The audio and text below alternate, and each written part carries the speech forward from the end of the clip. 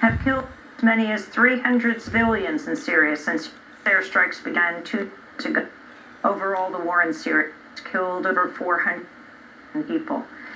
In election news, The Guardian reporting new details of Donald Trump's close financial ties to transfer partners, operators of the Dakota Access oil pipeline. Kelsey Warren, the executive of Energy Transfer Partners, has just $1,000 to elect Trump and $60,000 Republican committee. In addition, Trump's financial reform show he has been $500,000 to $1 million invested in energy transfer partners, with up to another $1 million more in 66, which will have a 25% stake in a pipeline once it's built. We're continuing to reach more emails hacked from the account of Clinton's campaign chair, John Podesta. One newly revealed email showed how Clinton's aides privately handled the controversy around her use of a private email server at the Secretary of State.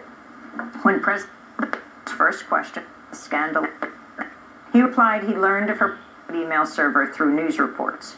Shortly after Obama made the comment, an aide privately wrote to Podesta, quote, "We need to clean this up. He has emails from her. Do not say state.gov." Defense Secretary Carter has announced another offensive soon begin in Iraq, this to take the city of Raqqa, which is seen as the de facto capital of the Islamic State. This comes as U.S. and Iraqi forces are planning the next stage in the fight to retake the city of Mosul. Children, UNICEF is warning as many as 1.5 million people may be affected by the fight to recapture, half of them children. And humanitarian workers say some 100,000 people may need shelter during the offensive. Francis has made an appeal for the world to be more welcoming to refugees fleeing violence. He spoke one day after residents in the Italian town of Goodman formed a blockade to prevent the arrival of 12 migrant women, including one who was pregnant. In some parts of the world, some barrier up. It seems sometimes that the silent work of the many men and women who, in diverse ways, are doing their utmost to help and assist refugees and migrants is obscured by the noise of others who are giving place to an instinctive egoism. But closing is not the solution. In fact, it ends helping criminal trafficking. The only solution is that of solidarity. Solidarity. Meanwhile, France, migrant tents and shelter blazed last night in Calais as authorities moved to clear the refugee camp known as the Judge. Thousands of refugees from Afghanistan, Iraq, Syria, Somalia, Eritrea, and other torn countries have been living in the camp as they reach England through the Channel Tunnel to get a largest refugee camp in the Democracy Now! Org, where we were last. In the largest auto scandal in U.S. history, a federal judge has a $4.7 billion settlement over the Volkswagen diesel emissions cheating scandal. Payouts include buybacks for impacted vehicles and cash compensation to U.S. car owners. Volkswagen has admitted to rigging some 11 million vehicles worldwide. U.S. regulators Volkswagen vehicles were to 40 times more pollution than standards allow. In healthcare news, the Obama administration's announced the average premium for Obamacare insurance plans on healthcare.gov will rise 25% next year, the biggest since the Affordable Care Act was passed. Republican lawmakers jumped news saying Obamacare should be repealed. Meanwhile, advocates of single payer also reacted to the news. Former Labor Secretary Robert Bush wrote on Facebook, quote, "We need a option allowing people to choose a less expensive Medicare for all alternative," Bush said. New details have emerged about how AT&T has been spying on Americans for profit.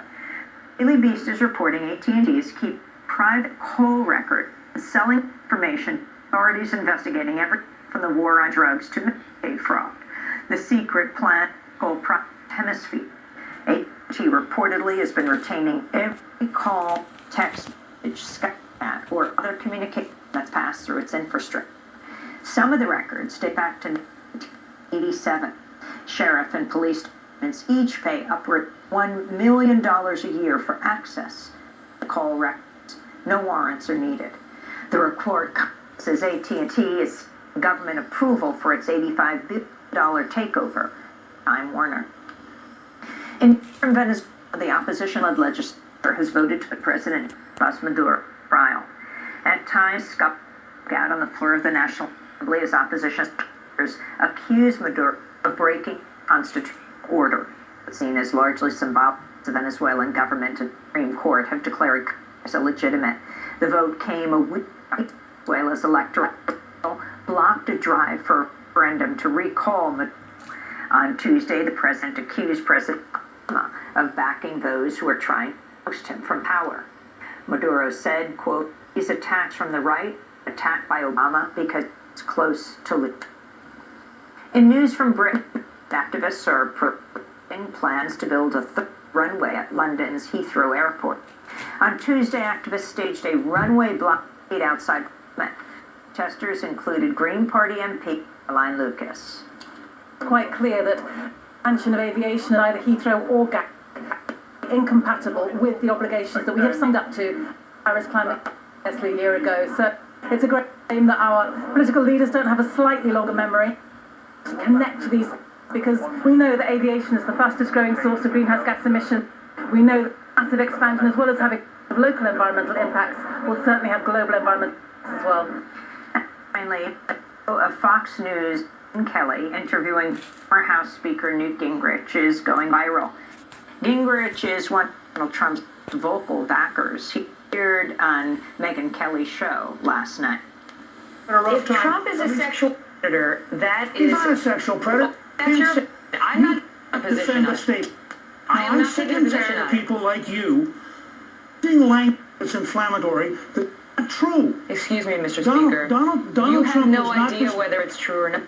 You know is that there are at Neither least do you. taking a position on it, unlike you. When you use the words, you took a position. So and what I think it's said very is unfair to do that, mate. I think incorrect. that is exactly the bias people are upset by. I think that your defensiveness may speak volumes, sir. When you want to go back And through we the did. tapes of your show recently, you are fascinated with sex and you don't care about public policy. That's what I get watching you. You know what, Mr. Speaker, I'm not fascinated by sex, but I am fascinated by the protection of women and understanding what we're getting in the Oval Office. That's Megyn Kelly and Newt Gingrich. Some of the headlines is Democracy Now!, democracynow.org, The War and Peace Report, Goodman. And Gonzalo. Welcome to all of our listeners and viewers around the country and around the world. This month marks the 50th anniversary of Black Panther Party.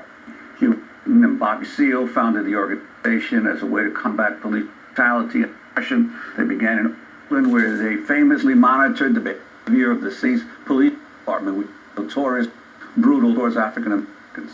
In 1968, they began a free program for children. Their efforts drew media attention. The movement grew nationally, and chapters formed in dozens of other cities. Members of the party eventually founded more than 60 Serve the People programs that focused on providing other services such as free medical clinics. The Black Panthers outlined their goal in a point program that included plans for land, housing, employment. Around the same time the party was founded, the FBI began a secret program called COINTELPRO to disrupt and, quote, neutralize what it characterized as black nationalist hate groups. By 1969, Black Panthers had become the primary focus of the program, which ultimately led to the deaths and imprisonment of many members and contributed to the party's collapse. Well, over the weekend, many former members reunited in Oakland for one of the many events marking the group's 50th anniversary. This came after Beyonce's Black Panther-themed performance in February during the Super Bowl halftime, after it aired a major new documentary called Panthers Vanguard of a Revolution. This is the trailer.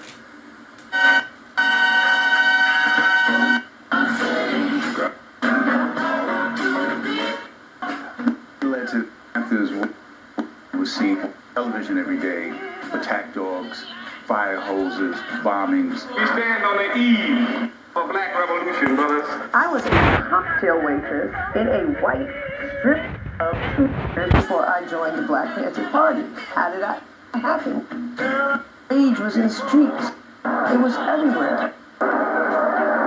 I Mount Reed, a Quaker, a Christian, and a I challenge you to a Smith had incredible ability to encapsulate a thought that right into the heart of the enemy. Now, was he insane?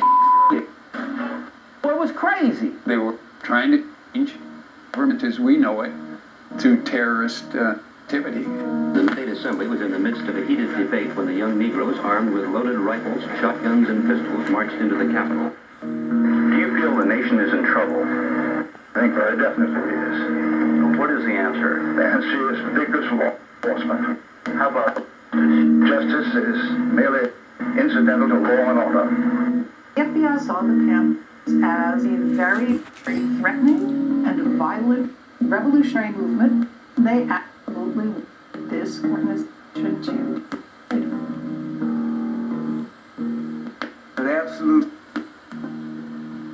I was a free Negro. In that space,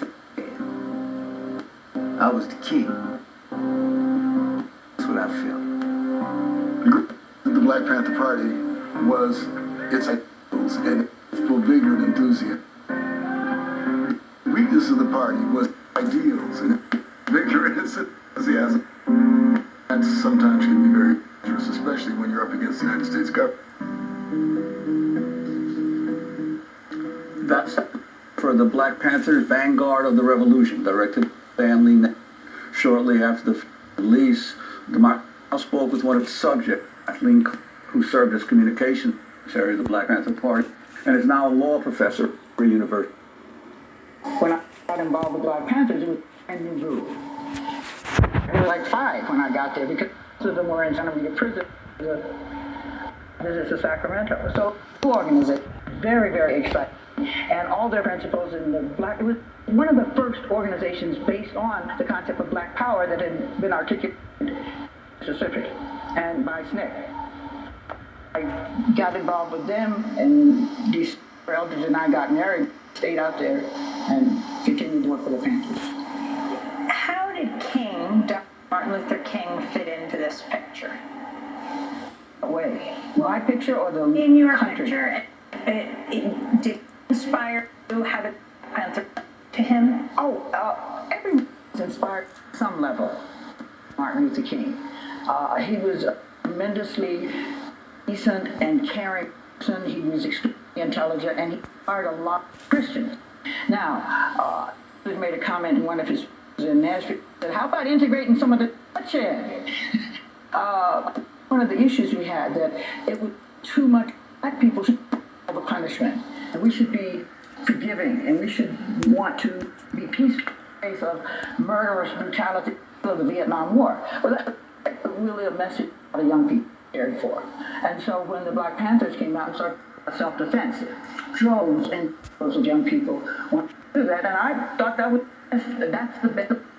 We followed Robert Williams. He said, if you are confronted by a racist who believes himself superior, and he has to consider anyone who risks his superior life to take your inferior life. If you have a gun, you put him in a position, and 9 times out of 10 he doesn't, and that's the end of violence. So we believe self-defense was a way to put an end to violence, and I accept that. It's Kathleen Cleaver, former communicator of the Black Panther Party. Today we focus on an overlooked part of the Panther Party legacy, political prisoners.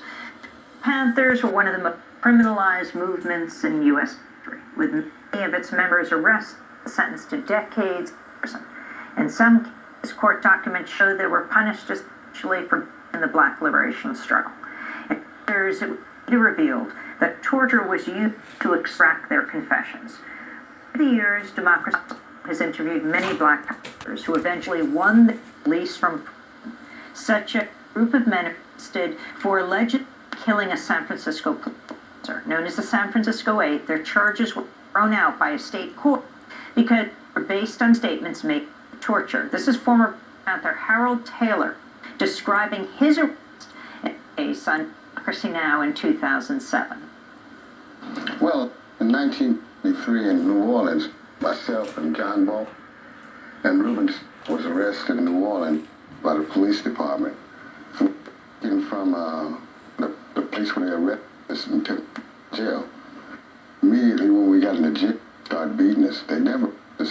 questions, and they just start. They had already had arrested Reuben earlier that day before they arrested me in town. They put me in a room with Reuben. First got me there, and he had been there a couple hours. Well, he was laying in a fetus position where and he had urine on him, feast, and his face was scratched up, and he was and he's trembling. And I asked Reuben, what's going on? He says, nothing. Doesn't say anything. He's just and then immediately the door opens up, and the police put me out, and they tell me, says, if you don't cooperate, what you gonna get? And they made me take off my clothes to the chair, by my ankles to the bottom of the chair, and my wrists to the sides of it, and on my shorts. At that point, they spit me. That was former Black Carl Taylor speaking about his 73 arrest and interrogation for a murder charge that was later thrown out. Now, 50 years after the founding of the Black Party, many members are still held in prison based on similar tortured confessions. Others were based on questioned evidence or the testimony of government informants. Widely recognized as political prisoners, they carry one of the Panther Party's most enduring legacies. Back from break, we host an historic roundtable, speaking with some of the people who have spent decades in prison. We'll be joined by four former Black Panthers released from prison within the last years. This is Democracy Now! Back with them.